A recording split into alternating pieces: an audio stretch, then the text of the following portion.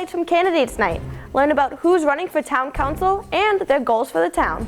Plus, we cover what you need to know from East Longmeadow's final town meeting before the charter change goes into effect.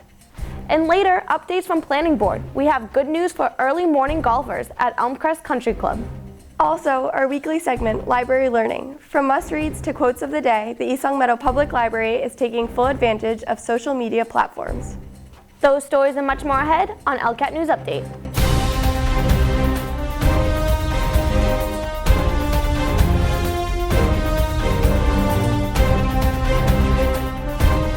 Good evening, I'm Rebecca Green. And I'm Allie Carrington. We begin tonight with our town council candidates. On May 19th, a candidates night was held at the high school for residents to learn more about who is running for town council. For me, it was just a learning experience. I wanted to see what was going on in town, what the candidates were proposing, how they differed, so I could make an informed decision. And so, especially taxes is obviously the biggest issue around. With property taxes, more my issue than anything else. That's what I was looking for. A lot of turnout tonight, much more people than I expected. It's one of those things you can never tell. You get 162 people at a town meeting, but then, tonight you get more than that in the first hour. So it's great to see that the public's actually interested in finding out what the candidates are all about. The town council election will be held on Tuesday, June 7th at Birchland Park Middle School from 7 a.m. to 8 p.m. Due to the charter change, the 7-member town council will serve as the town's legislative body, replacing town meeting. East Longmeadow's final town meeting was held on Monday, May 16th. 17 warrant articles were reviewed and voted on. Before dissecting each article, newly elected town moderator Russell Denver began the meeting by inviting the previous town moderator, Jim Shields, up to the stage for a special presentation given by the chair of Appropriations Committee, Eric Madison. As most of you know, Jim has served as our town moderator for 4 terms totaling 12 years. In that time, he has moderated our town meetings, sometimes through controversial and tenuous issues, with an unmatched degree of professionalism, poise, and dignity. Jim never lost sight of the significance of the town's legislative process and always ensured issues were clearly presented and respectfully debated before they were called to a vote. Jim, the town of East Longmeadow is deeply indebted to you for your service to our community. On behalf of the Appropriations Committee and the town of East Longmeadow, please accept this plaque as a small token of our appreciation for your service, your guidance, but most importantly, your friendship.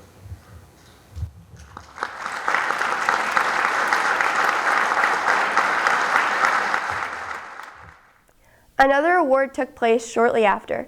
Parade Committee member Carl Olin and Chair member Ryan Quimby announced this year's Grand Marshal. Our 2016 4th of July Parade Grand Marshal has been a town resident since 1942, graduated from Springfield College in 1961, then entered the Army as a commissioned officer, and opened a local business in 1969 that is successful to this day. He has held memberships in the East Longmeadow Chamber of Commerce, the East of the River Chamber of Commerce, the Galaxy Community Council at Westover Air Force Base, and the East Longmeadow JCs, where he had the seat of vice president. He has also sponsored the Hamden County 4-H Fair since 1978. He has helped our parade by donating tractors or utility vehicles, as well as donating to National Night Out, Heritage Park, plowing in emergencies, and providing maintenance and manpower for the Longmeadow Girls Lacrosse Field.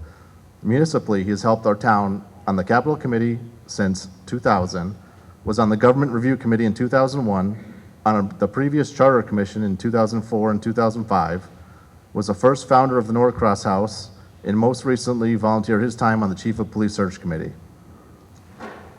In appreciation for all you have done for the town of East Longmeadow, we'd like to introduce our Grand Marshal, Mr. Connie Wisbicki.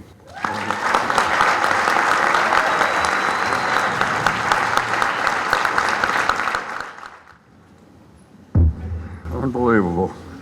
This is just a great, great moment.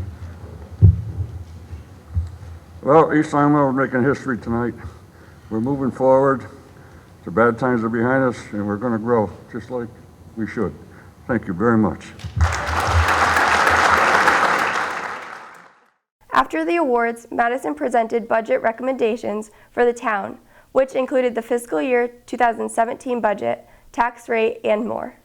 I move that the town vote to raise and appropriate $52,909,516 for the town purposes and charges in anticipation of revenue for the 12-month period beginning July 1, 2016, in accordance with General Laws, Chapter 44, Section 4, and all its acts and amendments thereof, and including in addition thereto, Chapter 849 of the Acts of 1969 as amended for the operation of the town departments as contained in the Town of East Long Meadow operating budget as printed. So the fiscal year budget approach this year was not unlike last year, where much of our concern, much of the Appropriations Committee concern, you've all heard me say this before, is our ever-increasing tax rate. Under the constraints of Proposition 2.5, we cannot charge more than $25 per 1,000 valuation on a home. That's where it stops. Our current tax rate is $21.12. The Appropriations Committee projects that if we were to tax to the full levy capacity each year, we would cap out, unless there's a significant change in property values, but we would cap out in 2020. When that occurs, our ability to raise additional revenues has stopped. That's as far as we can go under the constraints of Proposition 2.5. What we're hoping for is through a series of years, by being able to minimize the tax rate increase, that eventually property values will recover, causing the tax rate to decline and bring us significantly lower than the $25 per thousand cap. Residents were given the opportunity to ask questions and receive clarification from the presenters. I'm just kind of curious why we thought it was important for have emergency preparedness funds last year to the tune of $5,000, and this year we don't want to have any emergency preparedness. Mr. Madison? Yeah, I can probably answer 2 or 3 of these questions that came up with one answer. We do have emergency preparedness. We did some consolidating of the budget. Actually, the Board of Selectmen did some consolidating of departments for management purposes. That consolidated some budgets. So if you look on the line of Board of Health, if you look way over to the right-hand column, you will see there's an increase of 34.4% in that budget. That's because we consolidated into Board of Health, Animal Control, and Emergency Management. So both of those that show 0 on Exhibit A are in fact part of the Board of Health budget now. As far as I know, we haven't created a human resource department yet. So how can we have a budget with 1.5 people in it until we actually create one? So actually, it's just the opposite. We can't create one until we have money to pay them. So we have to appropriate the money to create one. And as far as the creation of one, that will be done in the future then by the town council? Actually, it would likely fall under the town manager's responsibilities, but yes, it will be under his purview to establish the, and if the charter hadn't passed, it would be under the Board of Selectmen's responsibility to establish the Human Resources Department. And I mean, the reason I'm bringing this up is I know in the past, we've asked for a human resource consultant, and that was voted down at town meeting. So I was under the understanding that it was being brought to the town meeting as a warrant if the town wanted to create a human resource department. Well, it was presented before the Appropriations Committee along with a whole presentation. The Appropriations Committee supported it. In fact, we have supported the establishment of a Human Resources Department for some time. We don't believe it's really in the town's best interest to run a $52 or actually a $55 million industry with 700 and some odd employees and no Human Resources Department. You can watch the entire program on our ELCAT YouTube page at ELCAT 01028. This year has brought many changes to the town, one of which is a new police chief, Jeffrey DeLessio.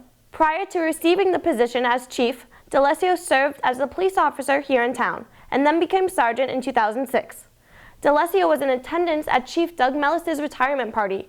Congratulations on your well-deserved retirement after 45 years of outstanding service in law enforcement. In sincere gratitude for the compassion, guidance, and outstanding leadership you provided to the law enforcement community and the citizens of the Commonwealth of Massachusetts throughout the years. You have set an example to be followed in the future and cherished by those of us that we're fortunate enough to have experienced it for ourselves. Mellis served as East Long Meadow's police chief for the past 11 years. His contribution to the town has been greatly appreciated. Residents, family, and friends shared their gratitude and best wishes. Your friendship, your support, your guidance has been, speaks volumes to me. And if I can reciprocate in any way, thank you. Now it's time for our weekly segment, Library Learning, where we let you know what's happening at the East Long Meadow Public Library. We covered the latest Board of Library Trustees meeting to find out. So our programming, we have our usual list of great programs, but the only thing I'm going to talk about tonight as far as programming is the annual summer reading program. Tuesday, June 21st is the big kickoff event, and it's a little different this year. Usually we would do a kickoff event that would be more in the morning, and it would be just for the kids, and we'd have someone come in for entertainment and do pizza. But this year, the kickoff event is for adults, teens, and children. It's a whole family event. Everybody is welcome. So we're having it at 5:30 p.m. We're going to have John O'Neill come and play for the kids and hopefully play some things for the adults. And we're offering pizza and we're going to have some raffles and start signing everybody up to participate in our summer reading program. So it's bound to be a fun night, so I hope everybody will come. It's June 21st at 5:30. It's a Tuesday night. The library has been hard at work with social media outlets to reach residents in every way possible. You can learn about new reads, special programs, events, and more from the library's Twitter page, Facebook page, Pinterest, and now Instagram. Moving on to another town meeting, the Board of Public Works is in the application process to receive a detailed lead and copper test for our schools. East Long Meadow Public Schools do receive periodic testing, but due to the incident in Flint, Michigan, where the tap water became a serious safety issue due to lead levels, the state has issued a grant program for communities to apply for. And we're working with the school department right now and likely putting an application together to help better understand, what the lead and copper characteristics are within, particularly some of our oldest schools. The good news is we have tested them. They have all tested that we have not had any lead or copper problems, but this would be a more rigorous testing process where you take a look at every fixture in the school most likely and identify, which fixtures might need to be replaced or eliminated because they might test higher than you'd like. The DPW has a full list of projects for this summer. Buildings Facility Manager Bruce Fenney updates the board on what they have scheduled. You can see some of the summer projects that we'll be doing also in conjunction with the upper inspections. We have quite a few. The air conditioner units for the high school. We have the sanding of the floors, the hardwood floors over the senior center. We've purchased a mezzanine for the service building here to kind of organize our mechanics garage a little bit better to utilize the space. We have skylight repairs over at the high school. We have to do something with our skate shack also over at Heritage Park. A lot of graffiti has been put on that building. We've got to address that this year with some kind of solid darker stain on that building to help combat any graffiti. Do we have cameras or motion lights down at Heritage? Did we ever do that on the poles? Because we have fiber, right? No, we have those are on PhotoEyes. All the lights for that shine on the field itself are on PhotoEyes. So that's all we have. There is a pole at the back by the playground area, and I believe fiber. I thought we ran fiber to there in case we ever wanted to, so I don't know if the price of cameras, or I guess I'm even thinking if Ryan happens to recycle or cycle out some older cameras in the replacement of, let's get some better ones that tilt pan zoom or do something different, just on his short list, almost like we recycled cruisers. Does he have any old cameras that we could maybe put there and action sensitive light, just to try and mitigate some of the graffiti or stuff that happens, and maybe catch an image or two or scare people and put up a sign. Sure. For what it's worth. the latest planning board meeting revisited the Petco signage issue. Board members agreed that the size of the Petco sign was bigger than expected.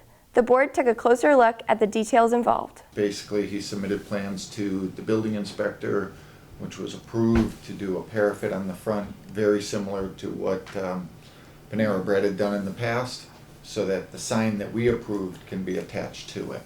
He did say that the coloring of the background for the parapet was going to be a beige or a cream in color. Neutral. Very neutral, exactly. No hot pinks, hot orange, nothing like that. What do you guys think about that? Yep. I think so what I see now doesn't look bad. No. You know, it's Not a detriment, it's not a hindrance. Yeah, you know, I'm wrestling with this because it seems like it's enlarging the sign. I mean, I know the letters aren't getting any bigger, but it seems like it's part of the sign. There is the ability to in the zoning bylaw if some project comes up where we so deem that it's necessary or going forwards, we could. On big projects, yeah. Yeah. And to Michael and George's point, just what's on the table right now, I think it'll fit, I think it'll be okay, and in Petco, I say, will be an asset to the town. The meeting then moved on to discuss a request from the Elmcrest Country Club. Good news for golfers. The hours of operation have been adjusted to fit the needs of its members. Elmcrest will now be open at 6 a.m. instead of 9 a.m. Also, the food permit allows Elmcrest to start serving breakfast at 6 a.m. Well, that would do it for us tonight on this edition of ELCAT News Update. Be sure to watch meetings on demand at our ELCAT YouTube channel, ELCAT 01028. Follow us on Facebook and watch us on cable channel 191 and 193.